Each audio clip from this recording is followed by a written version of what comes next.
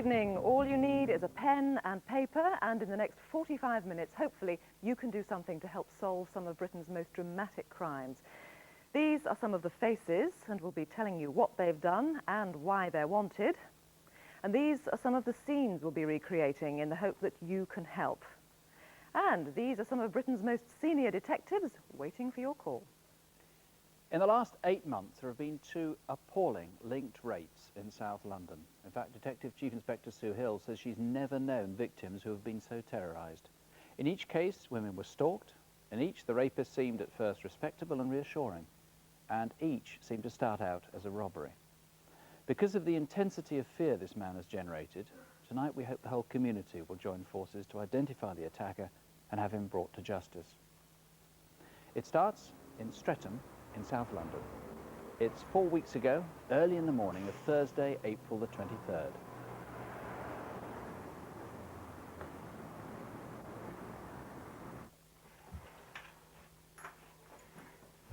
I was going to work but then leaving early and going to my parents. I always have a fear that I've left the most important thing that I need behind.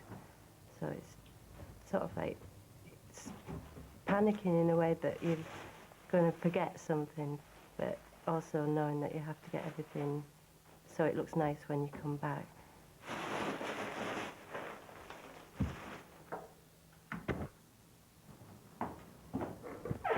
Good morning. Morning. But he was like he was supposed to be there. I got the impression he was getting ready to go to work. A businessman sort of dress, and like the way he opened the door is what you'd expect him to do for the way he looked.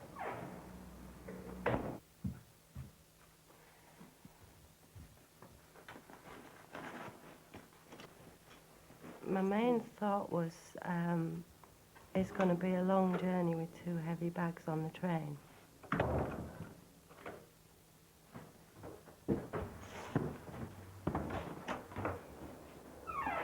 He gently pushed me back in.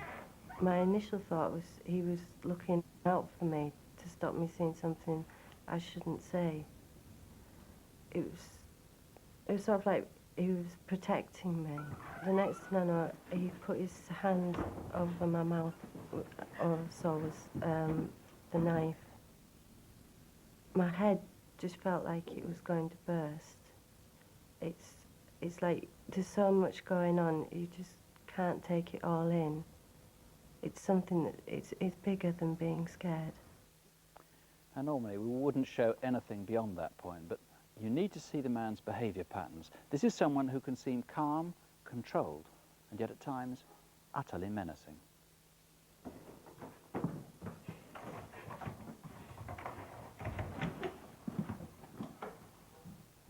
I want the money. I always judge people by their eyes. That's all I've got. I've only got £10? I want the cards.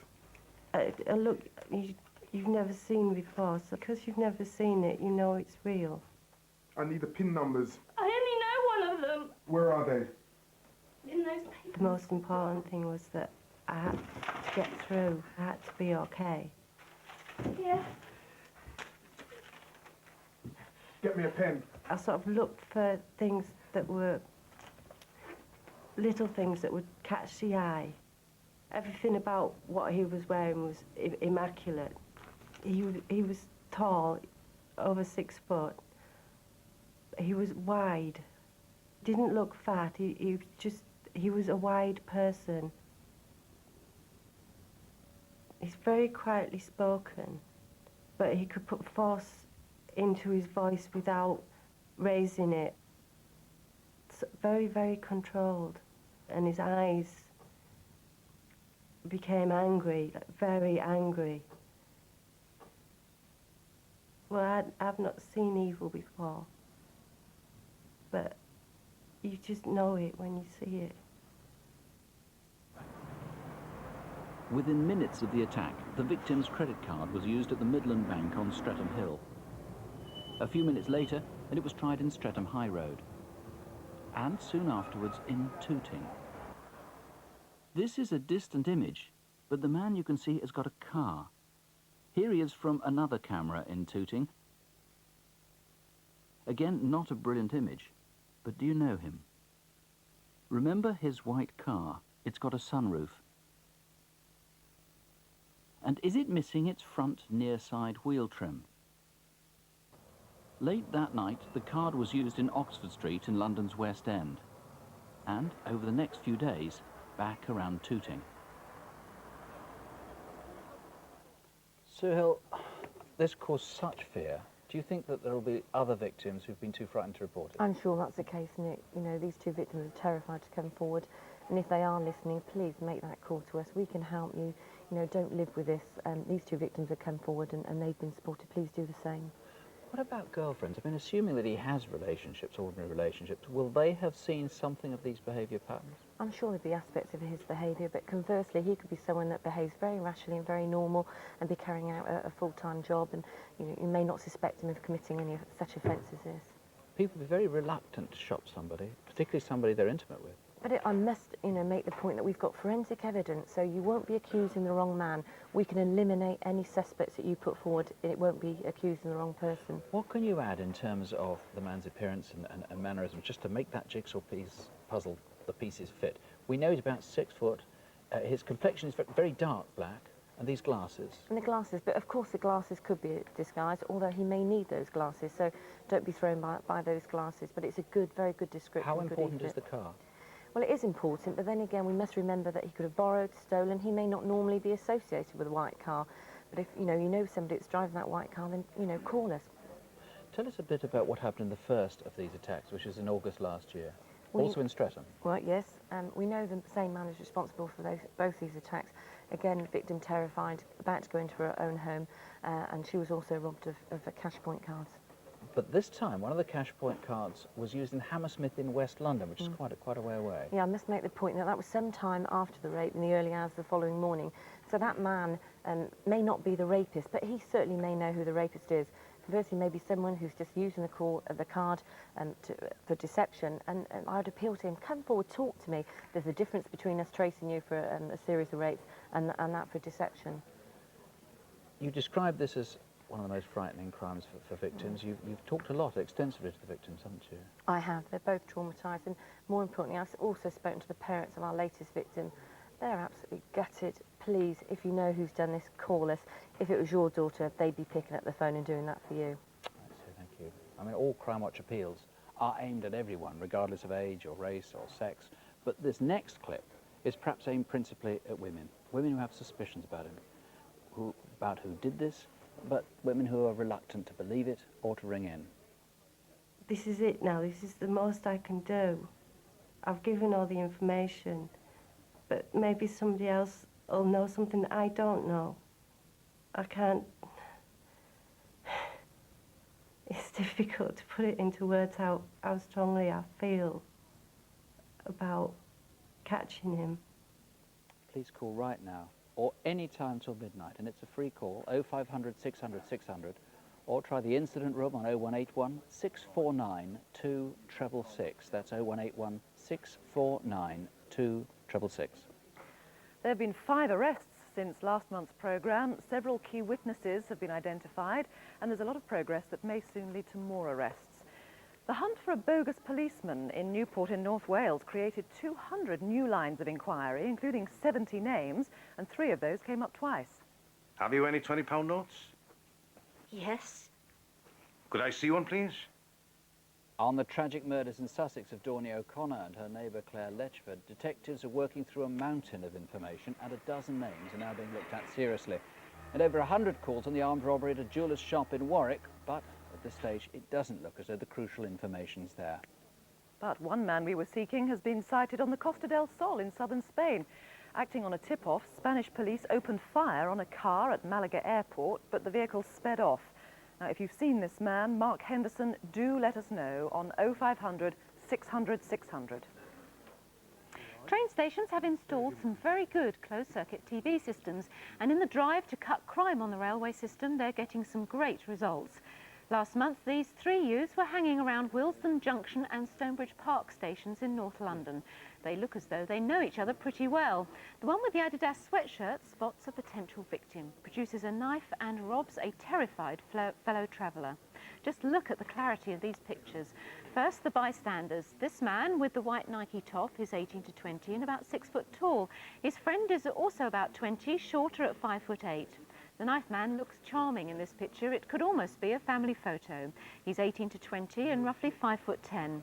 Please tell us who they are. 0500 600 600 or contact British Transport Police on 0171 387 0354. That's 0171 387 0354. Now another man to keep away from. See if you know who this gunman is. Listen carefully. Hello.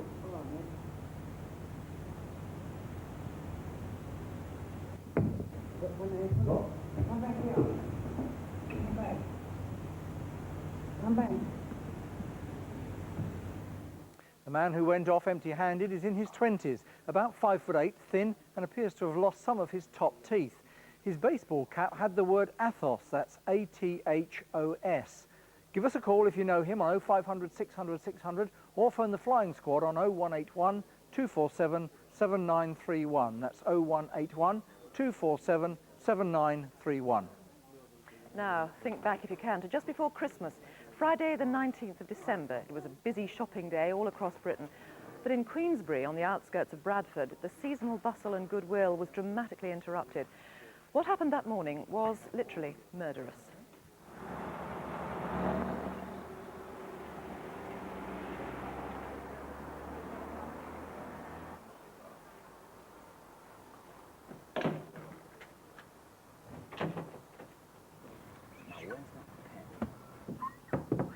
Got a pen on you? I'll nip up to the office. My dad's a fit man, he's never been poorly. Very active, outgoing, enjoyed his work really. Since became a security man, that's all it was, work. Actually, he did too much work, so it like took over his life really.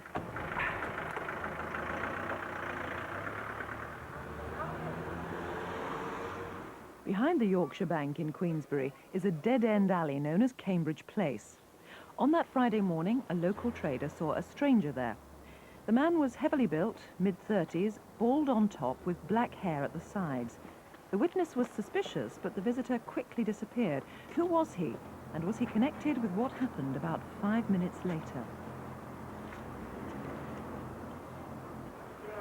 Queensbury is a nice little village, rural village. Ordinary people going about their ordinary business. I was going to deposit some money in the bank in the high street. My Sarah's Lucy is really into Barbie at the moment. She's obsessed. I'd love to get her one for Christmas. For one of them little houses with all the gear that goes with it, but what with all to the grandchildren?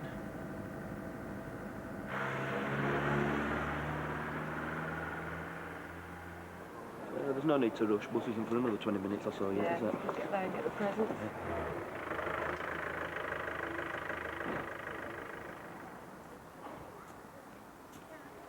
We thought, right, December the 19th, we'll get out to the bank, buy a Christmas present and get everything done and then go to work as normal.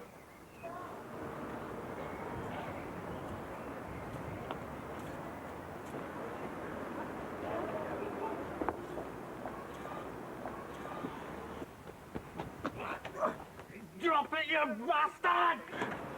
Come quick! There's a robbery going on out there. I stopped right outside Yorkshire Bank. I saw this robber. I didn't think it were real at first. I thought somebody were filming. No! No! No! I'd say he was more chubby than athletic and stocky. He had a pitted face as though he'd had acne or something. He seemed local, the way he was speaking. When shot were fired, I didn't think it were real. I didn't think twice. I just knew that he had to be stopped. If he had a turnaround, then I'd have run him over. The robber jumped into Fountain Mews and was heard heading for the Brighouse and Denholm Road. Did you see where he went next? All right, lad. He was in a hell of a lot of pain. The bullet went straight in his chest, fractions away from his heart. Easy, easy. I was totally on my own with him. I think everyone was frightened as to what was going on, but I'm glad I was there for him. Breathe easy. The security guard was just doing his job of work. He'd no grief, no grief with this fella. He'd no argument with him. Why the hell he had to shoot him? Why shoot him? Oh, I'm a nurse. Can that's it, steady. Every time we went in to see him in intensive care, it was like reliving it every day. You were all right after you'd been in, but when you first went in, you just went through it again, every time.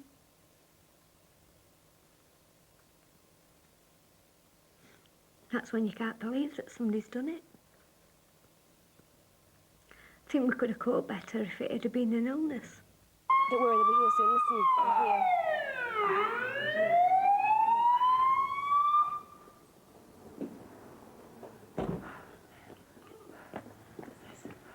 Well, Stuart Hyde, the guard, was very lucky to get away with his life, wasn't he? He certainly was. These were near-fatal injuries that this man received. It nearly killed him. He has, however, made a very remarkable recovery, but that shouldn't take away from the fact that he is still suffering some 6 months later from this shooting. Now, you had a very good description of the attacker, didn't you, from various witnesses? That's correct. We've had an excellent e-fit done of this offender. He's described as well-built, 6 foot tall, about 30 years old, but he's got a rather peculiar pock-marked face, and he was wearing a rather distinctive hat. Well, exactly, you'd certainly remember that. And what about his accent? Was he a local man, do you think?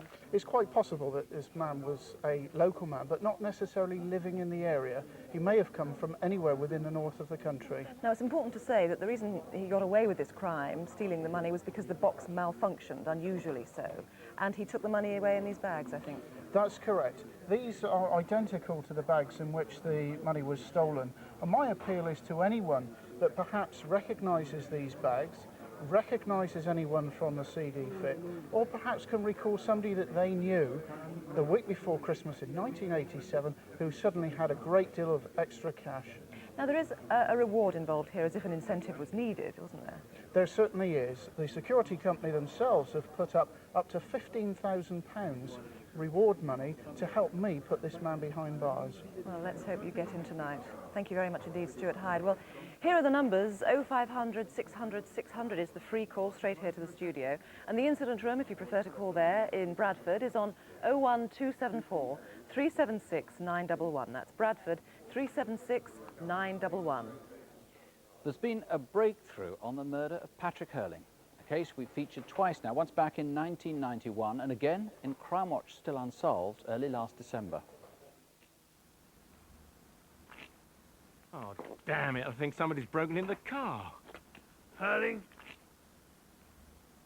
Go, love. Get in the car. Won't be long.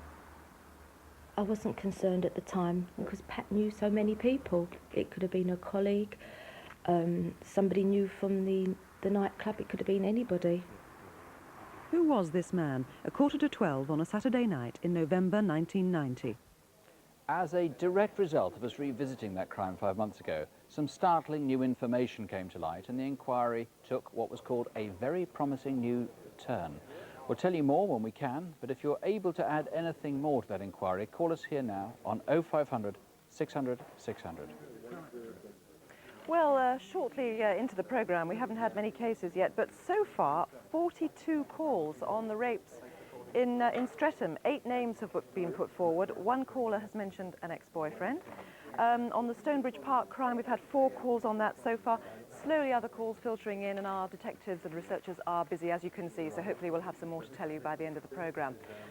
And now an interesting video. It's a man who's wanted by police for questioning about an armed robbery, but the tape in which he's featured in is, believe it or not, a crime prevention video. He's warning young people not to get involved in crime. Philip Cagill is tall, he's medium built, he's 35 with a Durham accent. So if you know where he is, 0500 600 600, or call Humberside Police on 01482 856 556. That's Hull 856 556. Our next case has no violence, but it resulted in serious financial loss for one of the victims and real emotional trauma for all of them. It's a series of crimes that happened over a 5-week period, though it may still be continuing. Landlords, estate agents and antique dealers, beware.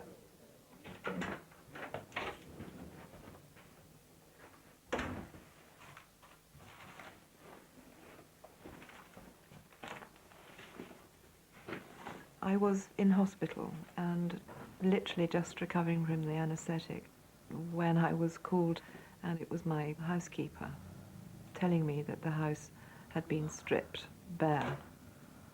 Oh, Christ. An awful lot of things had been taken of great sentimental value that I'd recently inherited from my parents who have died in the past year. Between February and March, estate agents around the country showed a smart young man round properties to rent. Oh, the cleaner comes every day, but she won't bother you here if you don't want her to. No, I prefer if she didn't. Right, yeah. okay. Good. No, this is fine. This is just what I'm looking for. The owners of the properties were mostly uninsured. Be lovely. It's the little things that really matter so desperately to me, and that I'm missing still. You know, they've left, although they're small in size, they've left huge holes behind in my life. And how much is this one? Well, with the connection pack, it will be £430. Well, I'm going to pay cash, so how about 400? OK, £400 cash. OK, I'll take it. He was particularly memorable. His hair was sort of flicked back in a 1950s pop star style image. He was wearing an overcoat across his shoulders, and he hadn't got his arms through the sleeves, rather like a Hollywood film producer. Do you want a receipt for this, No, sir? that's fine. Okay. Thank you. OK, thanks. Hi, Hello. William Blind, Surgeon. Great, hang on, let me just get the keys. Here we are. You're early, you haven't been waiting too long, have you? No, it's all right. Had a Good. coffee. It's okay, let's go. Where are you from? Well, London originally, but I've been living in Italy for the last 7 years or so. Oh. Yes, I'm staying at Blake's Hotel at the moment.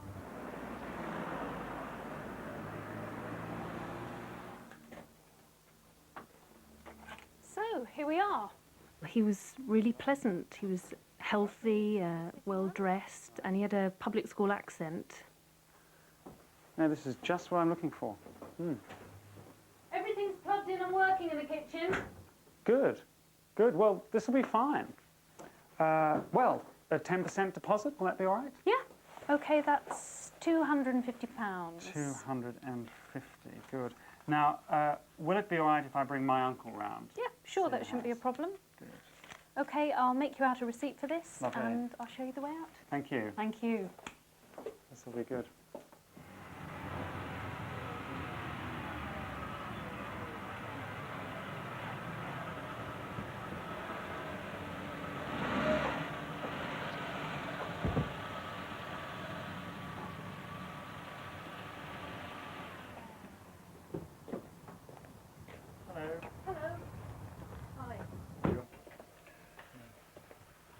Well, what do you think? This isn't right. Huh? I won't be able to manage those stairs. Oh, come on, it seems all right to me. Look, if we don't take it now, I'll lose my deposit. You should have thought about that. Oh, well, It's just not right. There is a downstairs bedroom, if you want to have a look through there. Okay. The agent thought that disagreement was contrived. Who was the so-called uncle? In his 60s, 5'9", dressed smartly in navy sports jacket and paisley cravat. Well, maybe you'd like a couple of minutes to think about it. Thank you. Yeah. I don't see what the problem is. Well, there was a woman sitting in the back of the Volvo. She was in her 50s. She had waved, shoulder-length, brown hair, and she was wearing quite a lot of makeup.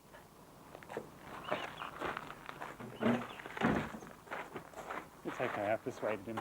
OK, good. Hello, how can I help? Hi, it's Mr. Blythe St. John here. Hello. Hello. Look, I'm ringing because I want to rent the cottage for another week, if that's okay. I'll have to check with the owner, but it shouldn't be a problem. I'll need you to come in and sign the agreement. Well, I'll come in later today. Bye. Later that morning, a local man was driving past the cottage and found the road blocked.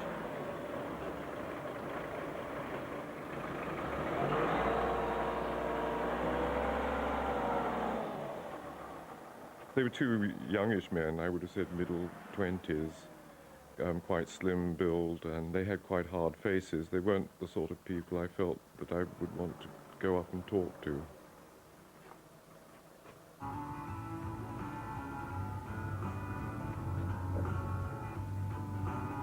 I was still waiting for him to come into the office and sign the agreement and pay the extra week of rent. But when I drove past, the lights were on and everything seemed okay.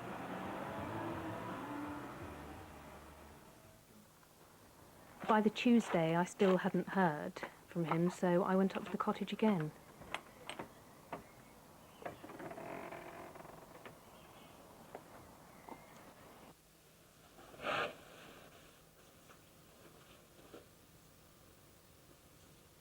I saw that the place had been cleared. Everything was gone. I just couldn't believe it. My wife loves this house. So when she saw it empty, I mean, she got on the phone, she was hysterical. And she said, everything's gone. Everything's gone. I said, I can't believe it. What do you mean everything's gone? Yeah, they've taken all the furniture. I said, it's impossible. So it's quite a good size, isn't it? Yeah, nice. And 3 bedrooms in all, so there's plenty of room. Right. Yes, it's quite traditional, isn't it? Yeah, it is.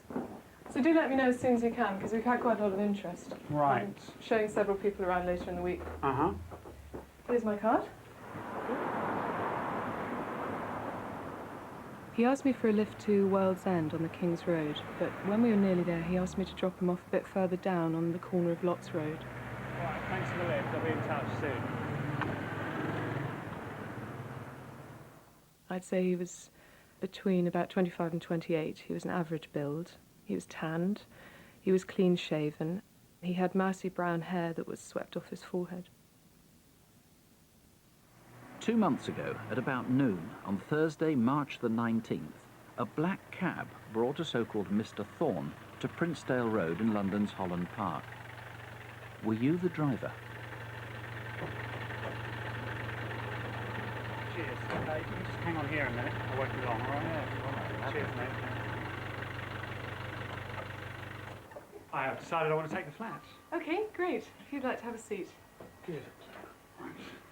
I need to sign a form. Yes, I'll just draw up a tenancy agreement for you. It's Mr. Thorne. Without the E. That's a balance of £3,000 to pay, please. Right. How would you like to settle that? Cash. He gave me all the money in cash in £20 notes, and I remember noticing it was in bundles of £100. Hold one of these here. Now, when can I pick up the keys? We'll have them ready for you first thing tomorrow morning. Great. Well, I'll see you then. Okay. Okay, thanks. The following Monday, March the 23rd, neighbours complained of noise coming from the flat. Was a party being held there, or was the music covering the noise of moving furniture?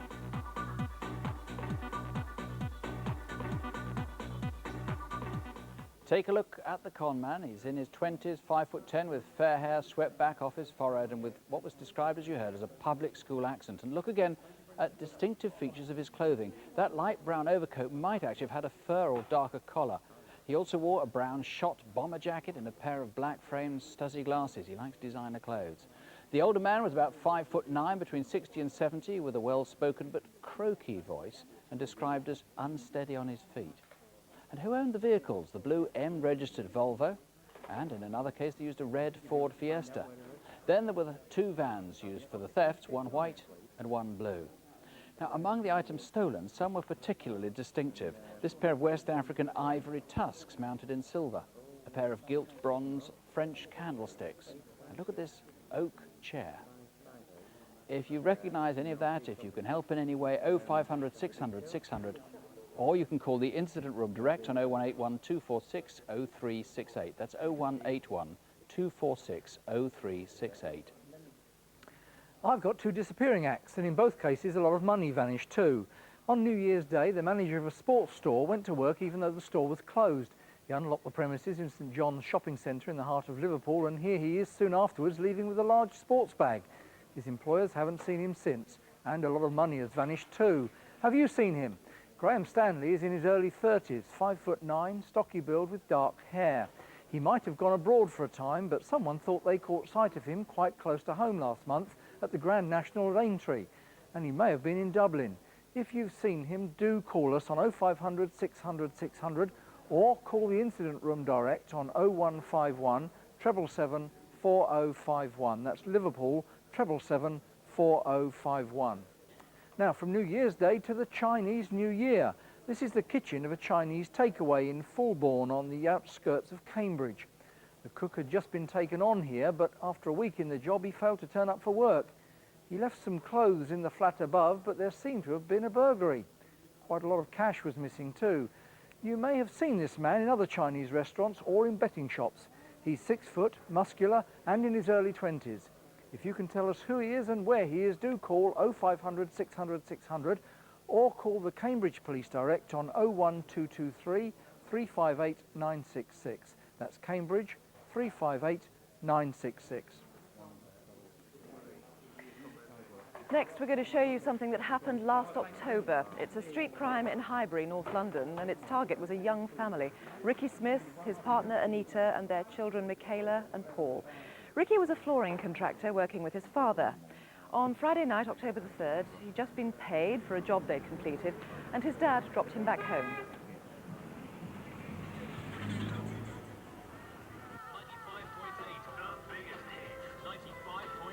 That job at Holloway paid up today, 600 quid. So how much do I owe you for that seal? 50 quid. There's 560 there. You take it out of that, put the rest aside. You're going to be in that house by Christmas, it is, right? Yeah, I hope so. Oh, don't forget, early start in the morning. So don't go stopping out late tonight, right? All right. See you in the morning. See ya.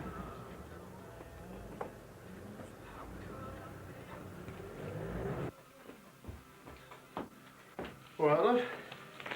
There you go. Treat yourself. Where did that come from? Oh, I just got paid. Hey, do you want to go down to the pub later tonight? We haven't got a babysitter. Well, I'll call Chanel, ask her to come over. All right. What everyone used to say, Ricky was like an old-fashioned man. He said get married when he was about 30. And he was just a really good father. He just believed that if you have children, you stay with them. You're going to be a really good boy for Mummy and Daddy. Now, I want you to go to sleep straight away, okay? Good boy. Night-night. And Ricky wanted to buy a nurse, so we could bring the kids up somewhere decent.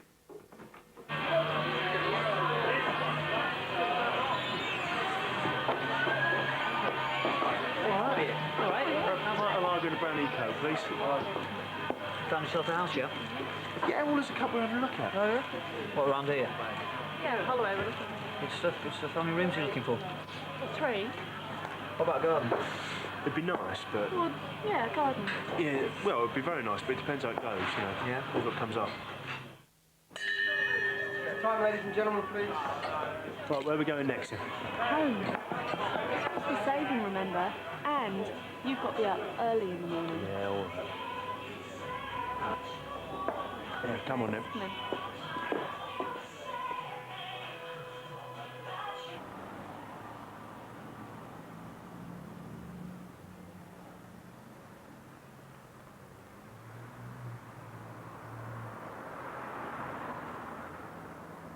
At 11:30 that Friday night, a woman was heading home down Highbury Park towards Blackstock Road.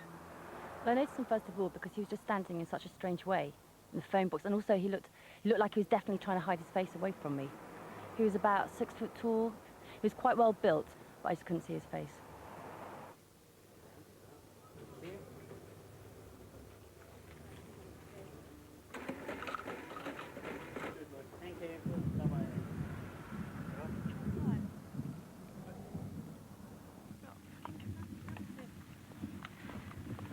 You take that.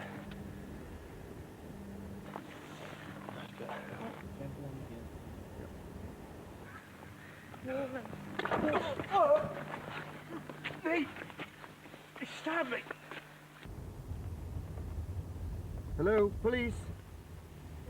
Just seen a man get attacked. I'm following the bloke who did it. He's running up Highbury Grove. He was jogging away quite casually, and that sort of caught my attention because it was very strange. He didn't seem to be sprinting away or anything like that, but I still followed him, and he cut across into Albert Park, at which point I had to turn my car around, and he just seemed to disappear. I couldn't find him after that. I've just lost him. He's run down one of the streets. Oh my God! It's just something I never expected in my life. Help! My mind went blank. I can't believe it. I always thought it'd be here. The attacker ran from Highbury Grove down Avenel Road next to the Arsenal football ground, then down Conewood Street.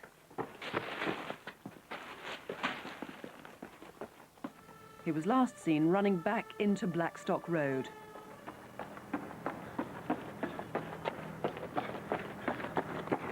All right, we've got an ambulance here. Hang on, we've got an ambulance. Excuse me, gentlemen. We got a phone call and we both dashed out. He was in the ambulance being worked on, but he was, they said you can't see him in the ambulance because he was pretty bad. Appears to have red stripes on his jacket. IC code unknown. Over.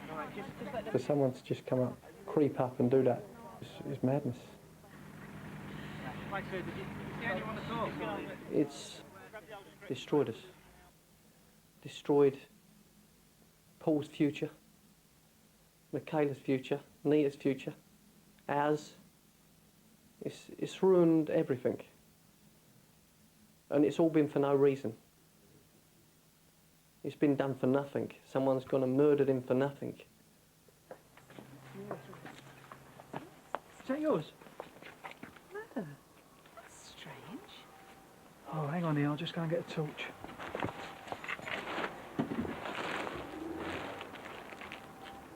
Seems to be some sort of clothing. Settled about it.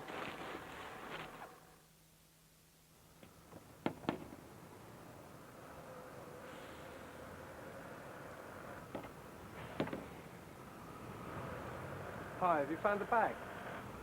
Yeah, we gave it to the police last night. Only when I was walking home last night, I saw someone throw it over your wall. Do you know what was in it? Well, there was a cap and a jacket. It's to do with that stabbing up the road. All right. Cheers. I remember he was well-spoken and he was in his mid to late 20s, about 5'7" tall, and he was carrying a black and grey rucksack. What a dreadful crime. Chris, what, do you think that man could have been the killer? I don't believe he was the attacker. He may have been an accomplice. If he wasn't, he's a man I need to see because he's an important witness and I need to speak to him. Now, what most people sitting at home watching tonight's programme are probably thinking is why it seemed to be apparently motiveless. From the inquiries that I've made and the investigations that I've conducted, it does appear at the present time to be totally motiveless. But do you think that perhaps Ricky had something in his life that perhaps had provoked a revenge attack in some way? That might have happened, but I don't know. I'd ask people, if they do know, to come and speak to me. Anything about Ricky's life Yes, that might indeed. be of interest. Now, what do you know about the man who committed the crime? I can give you a description. He's a coloured male. He's 6 foot tall, 18 to 30 years old. Which isn't particularly helpful, is it really? No, but linked with the clothing, it might help. Yes, well, tell us a bit more about the clothing here. The attacker was wearing a dark blue Chicago Bulls jacket with red and white stripes with a distinctive picture of a bull on it. The cap was a dark blue Reebok cap. And it was put in these carrier bags. Now, the Brent Cross phoenix is a very common one in that area. Indeed. But the one that interests you as well is the other green one. Yes, the green one is a Wilkie's carrier bag, which is a Scottish retailer's, and as far as I'm aware, only retails in Scotland. Now, why do you think that he dumped them in Conewood Street that night? He may well have panicked in his attempt to escape, and that was a place that he could hide them and perhaps come back later and retrieve them. Now, an event that might jog people's memory is the fact that it was the eve of the Arsenal home game against Barnsley. That's right? correct, yes indeed. So it's Friday the 3rd of October. Now, you've got some important clues here, but what about the knife that he used? Have you recovered that? I've now recovered the knife, and that's an 8.5-inch long lock knife with a 3.5-inch blade. On it is a price tag. Now, the price tag reads £9.95. Now, again, we've had a number of cases tonight in which there are rewards. There's a reward here, isn't there? There's a substantial reward of £10,000 in this case upon conviction. Thank you very much, Thank you. Crystal. Thank you. Well, Ricky left behind a partner, 2 young children, a tragic, tragic crime. 0500 600 600. If you've heard anything, please call us right away. And other detectives are waiting for you right now as well on 0181 733 6283. That's 0181 733 6283. Now think back 3 months to Valentine's Day, February the 14th. It's around 9 in the evening and there's a very unromantic interlude at an off-licence in Hemel Hempstead, Hertfordshire. This man has been hanging round the store for ages and it seems to be digging in his pocket for money to pay for a bar of chocolate. But instead of accepting his change, he now comes out with a knife and jumps over the counter. These are good images. He's 5'8", late teens or early 20s, with skinny with stubble, a gaunt face and rather scruffy. If you can identify him, do let us know, 0500 600 600, or call the incident room direct on 01442 271 000. That's Hemel Hempstead 271 000. In early April, Ruxana Naz, a 19-year-old, was reported missing from her home in Derby. Her body was later discovered in a field in West Yorkshire. Since then, detectives have been trying to trace the dead girl's older brother. He's Shazad Ali Naz, 21, slim and fairly short at 5'3". He was seen about a month ago in a silver Vauxhall Cavalier Commander, registration C104FCP. If you've seen it or him, please ring Derbyshire Police Direct on 01332 290 666. That's Derby 290 666. Or you can call us now on 0500 600 600. Let me tell you very quickly about some of the calls we've had so far. On the Pat Hurling murder, our re-appeal, somebody's rung in who's very close to the victim with some new information for the police, which looks very encouraging indeed. On the house clearance theft, we may have found the taxi driver in London's Notting Hill. A caller rang and gave a name for the older man, and we're rather keen for that anonymous caller to ring again. We promise him his name will not be divulged to anybody. On the Streatham rapes, fantastic information coming in. And keep calling. Our lines are open here in the studio. We'll be taking calls until midnight, and you'll see other numbers in a moment. They're also listed on CFAX on page 621. Now, if you're on the internet, our website is www.bbc.co.uk/crimewatch, and all information on appeals will be sent on to the police. If you've any information on any crime, in fact, try Crime Stoppers. You can call anonymously on 0800 555 111. We'll have more news in Crime Watch Update at 11:10, rather earlier than usual. And the date for Crime Watch next month is Tuesday, June the 16th. But before then, watch out for a powerful film which shows how Crime Watch viewers helped to solve one of the crimes that people felt especially keen to solve. The most traumatic shock, not just to me, but to all of us. The only time I've ever seen injuries approaching the gravity of these particular ones have been on people who were dead. Crime Watch File is here on BBC One next Tuesday night at 10:20.